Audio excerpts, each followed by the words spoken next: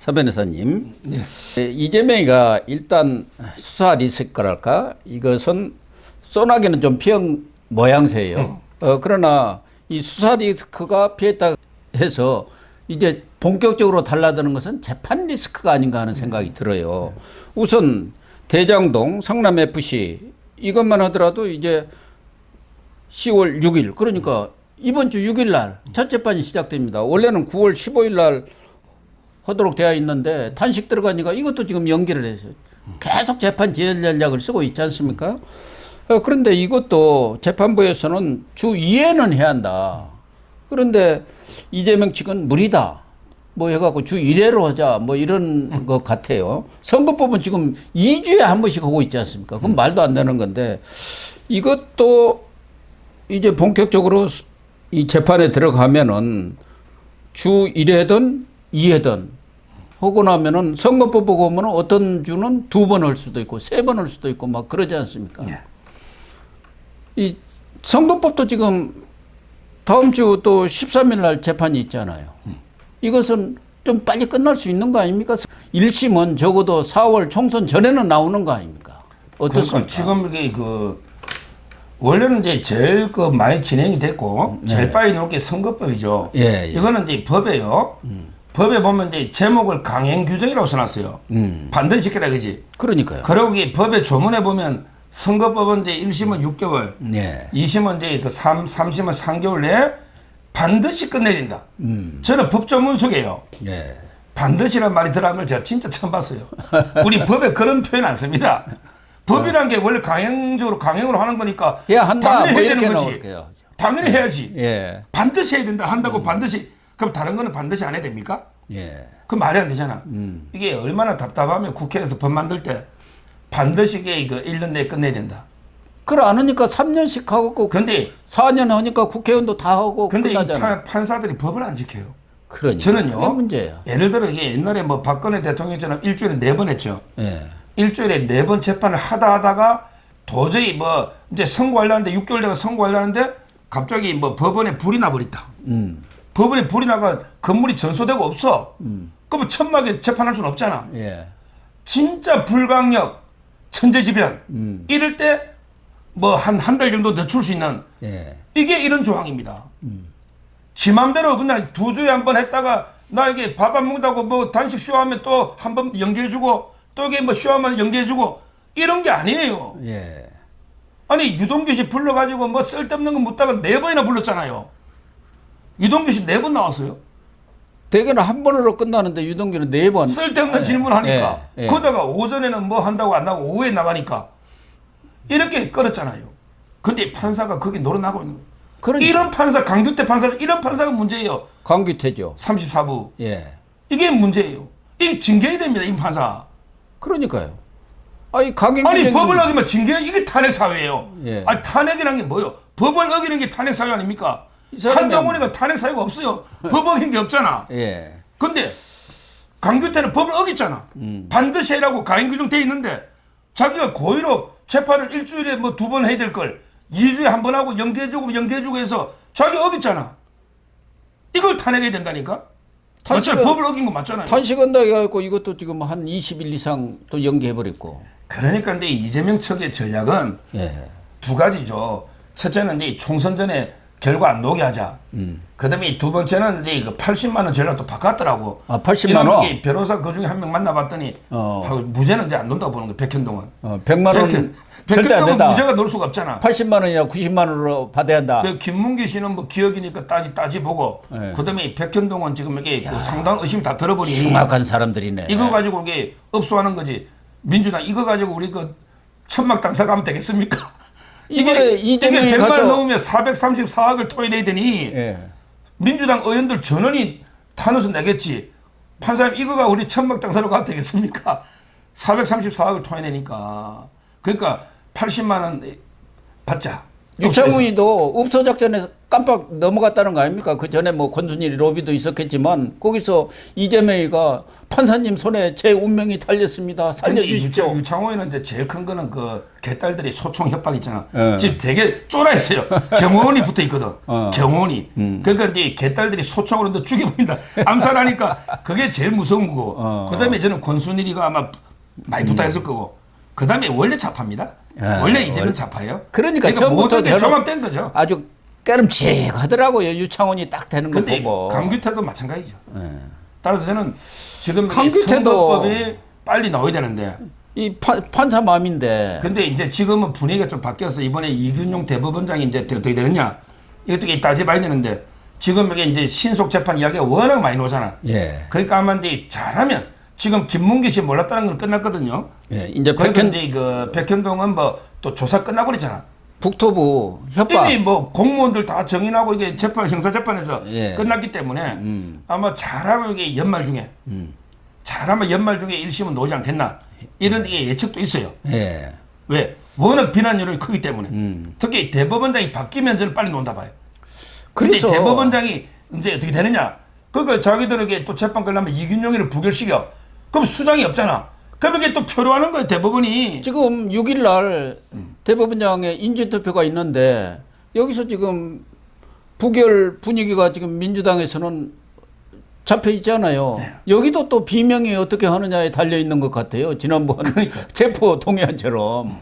그런데 이번에는 비명이 그냥 완전히 깨갱하고 있어가지고 이재명이가 이거 부결시킵시다. 그래야 이거 재판도 오래 끌고 지연 전략이 되니까 이렇게 한다고 하면은 오다 내리면은 다 머리 숙일 것 같은 느낌이 그러면 들어요. 이제 그 사법부가 완전히 뭐 혼돈 속으로 빠져들고. 그러니까요. 그러면 이게 재판이 진행이 안 되면. 예. 그러면 이제 강규태는 계속 늘어나겠죠. 예. 따라서 이제 그 전 대법원장의 인준 여부 이것도 상당히 영향이 있을 거고요. 아마 이제 그래서 빠르면 아마 연말까지는 놓을 수 있다. 이렇게 보이고 예. 이번에 이제 만약 위정 교사하고 백현동을 분리해서 기소를 하잖아요. 그러면 이제 일주일에 한 3번 정도 재판해야 된다. 세 번. 번씩 이재명이가 맨날 쫓아가고 거기서 이 재판에서 나오는 위증이라든가 이런 부분에 대해서는 우리 국민들도 상당히 신뢰를 하지 않습니까? 검찰에서는 뭐 조작이다 어찌다 하다고 하지만 그런 주장은 재판에서는 하기가 어렵잖아요. 그리고 이제 이 재판이 3번 하는 게 그러면 3번 재판 날만 일하고 나머지 날은 놀아라고 하는 게 아니고 나머지 날은 이게 변호사 만나가 변론도 준비하고 예. 재판 준비를 해야 되잖아요. 그렇잖아요. 예. 그러면 이게 이재명이가 3번을 재판하면 당대표는 못합니다. 예. 왜 그러냐면 이게 3번 재판하면 다른 날은 또 이게 변호사 만나가지고 정인신문 대비하고 해야 되잖아요. 그리고 재판하는 날은 항상 이게 10시부터 이제 거의 뭐 밤까지 이렇게 할 겁니다. 예. 그러니까 저는 이재명이가 이게 과연 당대표직을 수행할 수 있을까? 3번 재판하면 살인적인 거예요. 그렇죠. 그거 살인적인 겁니다. 예. 왜냐하면 이게 나머지 빈틈할 때 또 변호사들하고 계속 회의를 해야 되기 때문에 예. 저는 뭐 3번 재판 자체로도 이재명에게 버티기 좀 어렵다. 이렇게 보이고요. 제가 항상 하는 말 있잖아요. 지금 이게 무죄 확률은 3%입니다. 100분의 3입니다. 그럼 이게 2건을 무죄 받으려면 10,000분의 9가 되는 거예요. 100분의 39 패가면 돼요. 예. 그렇죠? 자, 근데 그러네. 이재명이 지금 혐의가요. 지금 이게 선거법이 2개, 그 다음에 대장동 위례 FC 3개 이렇게 계산하면 안 돼요. 대장동이 2개. 무슨 말이냐면 이게 대장동이 7,800억의 배임이 있고, 그렇죠. 7,800억의 그 이해충돌 방지법 있잖아. 예. 옛날 부패 방지법. 예. 그게 있고, 그 다음에 또 4천억대의 배임이 있는 거예요. 대장동도 배임죄가 있고 이해충돌 방지법이 있는 거예요. 2개 죄는 전혀 별개입니다. 아, 예. 제가 보기에 배임을 빠져나가도 이해충돌 방지법 못 빠져나가. 왜냐하면 이게 사전에 이미 김만배 일당을 내정해놨고 정보를 줘가지고 선정 때부터 짜고 쳤잖아. 이거는 못 빠져나가. 이게 유래도 7,886억이에요. 유래도 마찬가지 아닙니까? 그러니까 그러면 이게 배임이 있고 부패 방지법이 있고 이러면 이게 대장동 위로도 2개예요. 예. 근데 특히 그 FC 있죠. FC도 이게 예를 들어 5개 기업이다. 그럼 이게 두산은 뭐 예를 들어 이래저래 빠져나갈 때도 내부는 못 빠져나간다든지 예. 차병원도 있고. 차병원 있죠. 거기에 푸른 위례가 있잖아. 예. 푸른 위례가 또 5억을 줬거든 FC에. 예. 이것도 이 빠져나가. 이런 식으로 쪼개보면요. 이거야말로 이게 쪼개서 판결해야 됩니다. 하나하나가 별도의 범죄예요. 자, 그렇다면 이재명이 기소된 것에도 제가 보기에 지금 뭐 몇십 개 될 겁니다. 예. 그런데 한 개 무죄 받는 게 100분의 3, 그걸 3%인데 계속 고배해 이재명이가 나가죠. 다 방어하다가 하나만 삐끗해서 유죄가 넣어도 다 이게 무기징역까지 가능한 죄입니다. 그러니까 저는 집행유예만 나와도 아니, 하나하나가 무기징역까지 가능한 죄이기 때문에 지도 알 거야. 자기가 이렇게 뭐 대통령 돼가지고 싹 그냥 하면 몰라도 또 근데 재판 중이면 어떻게 사면해요? 형도. 그러니까 저는 우리가 법률가 입장에서 보면 시간의 문제지. 이재명이가 모든 걸 무죄 받아서 깨끗하게 사법리석을 뜬다? 이거는 있을 수 없다. 이렇게 보면 돼. 그러니까 2027년 대선도 나가기가 현실적으로 어려워요. 이번 총선에는 나갈 수가 있겠죠. 대법에서 확정이 안 될 테니까 1심은 나더라도 뭐 총선에는 출마할 수 있을지 모르지만 2027년은 꿈 깨라 이렇게 볼 수가 있고 검찰에서 이번에 조금 이겼다고 기고만장할지 모르지만 이 재판이라는 더 큰 파도가 지금 밀려오고 있는 것 아닌가 하는 생각은 들어요. 그래서 이 참 강규태 판사 이 선거법 이거 좀 빨리 갖고 1심에서만 이 총선 전에 나오더라도 거기서 100만 원 이상만 때렸다고 한다면은 분위기가 확 바뀌는 거 아닙니까?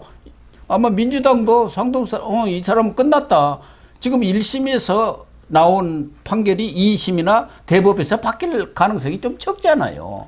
그러니까. 그런데 이 강규태 지금 하는 짓을 보면 또 80만 원, 80만 원, 90만 원. 왜냐하면 이게 지금 하는 짓이 재판을 이렇게 지연 끌어주고 있잖아요. 그러니까요. 완전히 봐주는. 그러니까 빨리 이 대법원장이 바뀌고 수장이 바뀌어가지고 좀 2월 인사에서라도 좀 하긴 또 지금 인사를 해놓으면은 또 그걸 본다고 해가지고 또 몇 달간 또 끄니까요. 그러니까 지금 이게 우리 딱 깨놨고 제가 법조인 우리 딱 깨놓고 이야기하면요. 진짜 이게 우수한 판사들요 거의 옷 벗고 나왔어요. 대부분 이게 사표 내고 노는 사람이 많아요. 조금 남아있는 사람은 좀 지방에 기한가 있습니다. 전에 검찰도 실력자들. 그랬잖아요. 지금 이게 법원이 더 심해요. 추미애 때 다 귀양 보내버렸잖아요. 지금 이게 법원이요. 왜 이게 누구나 김명수가 되면서 법원에 희망이 없다고 본 거예요. 김명수가 되면서 이게 있어봤자 뭐 내가 고법 부장이 차관급이 되는 것도 아니고. 그다음에 투표해가지고 법원장을 하는 게 이상한 놈들이 투표하다 보면 원래 이게 법리에 또 진짜 어둡고 실력도 없고 재판은 못 오고 후배 판사들 등 두드려주고 그런 놈이 다 된다고 하네 법원장이. 술 사고 그런 사람이 되는 거예요. 자, 그 상태에서 실력 있는 판사들요. 예. 로펌에서 10억 연봉 10억 20억 스카우트 하잖아요. 실력 없는 놈 또 스카우트 안 해. 그렇지. 제가 판사라도 김명수 체제에 뭐 희망도 없는데 로펌에서 김현장에서 뭐 20억 주겠다. 이러면 이게 나가버립니다. 그러겠죠. 절이 싫으니까 중이 떠나버리는 거예요. 그래서 절이 지난번에 재판 연구관들 아주 유사한 사람들 많이 나가고 다 나가버렸다니까요. 무슨 수석인가 누군가를 나가는 것은 그냥 억지로 부여 잡았잖아요. 그 사람 그나마- 빠지면 안 된다. 그나마 이게 좀 실력 있는 사람들이 다 지방으로 자천돼 있지 않습니까? 예. 그러니까 중앙지법에 뭐 23부, 22부 이런 거 좀 부패 전담부잖아요. 예. 전부 이게 김명수 밑에 있는 사람들 꼬봉들이 와서 거기 다 있는 거예요. 이게 정말 이게 저는 사법부 정상화가 심각하다 이래 보는 거예요. 빨리 이균용 대법원장이 취임을 해갖고 사법부를 정상화시키고 인사도 제대로 된 인사를 좀 2월 달에는 해야 하는데 이재명이가 거기 녹록하게 이렇게 오케이 해줄 것 같지가 않아요. 지금 돌아가는 분위기가. 이번에도 좀 비명이 이번에야말로 좀 이 가결표를 던져가지고 2분의 1, 2분의 1면 되는 거니까 이렇게 이번에 과반을 해줘야 하는. 되면 제가 보기엔 엄청나게 혼란이 올 것 같아요. 그럼요. 와 이게 대법원 다시 또 후보자 내가지고. 없었거든요. 지금 이게 오랜 공백이 옵니다. 네. 지금 중요 재판도 많은데 정말 이게 심각한. 완전히 사법부가 마비되는 거죠. 그러니까요. 저는 어떻게든 이게 통과가 돼야 되는데 예. 지금 이게 분위기는 좀 암울한 이런 상황이죠. 그렇습니다. 그러나 이재명은 이제 법원의 시간에서 아마 죽어나게 되지 않을까 그런 생각이 듭니다.